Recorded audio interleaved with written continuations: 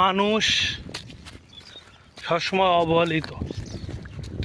এই জমি আমার যে জমি যে সামনের খান, এই জমির গত এক সপ্তাহ আগে প্রচুর কদর ছিল। সবাই এই জমিতে কোন সময় ধান আনবো, কোন সময় কাটবো, রোদি খরা হবে কিনা, বৃষ্টি হবে কিনা, ধরা খায় যায় কিনা, বিভিন্ন গুজব, ধান নেব কী করে, জোন পাবো কোথায়, সবার মুখে মুখে।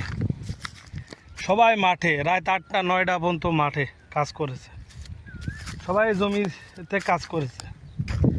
এখন দেখেন জনসমুদ্র, কোনো লোক নাই এই মাঠে, একটা লোক নাই। এটাই নিয়তি। আপনার যেমন প্রয়োজন পড়বে মানুষ তখন আপনার ব্যবহার করবে, যখন আপনার প্রয়োজন ফুরিয়ে যাবে তখন ঠিকই আপনাকে ছুঁড়ে ফেলে দেবে। এটাই সত্য।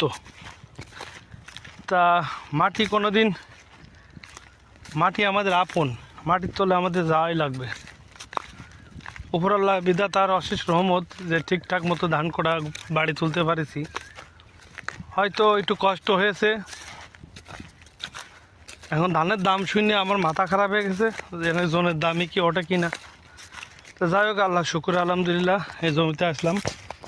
কালকে ট্রাক্টর দিয়ে সইষে দেবো ভাবছি। এখানে মেশিনটা ছিল, মেশিনটাও নিয়ে গেছে, কাজে লাগাই দিয়েছে মেশিনটা নিয়ে।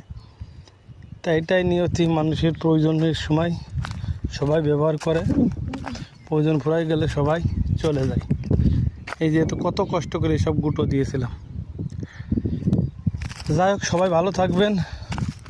আমার যত ভিডিও আছে সবগুলো দেখবেন। মাঠে একটা মানুষ নাই, আপনি বুঝেছেন? গত 3 দিন আগে এই মাঠে প্রচুর মানুষ ছিল, আজকে একটা মানুষও নেই।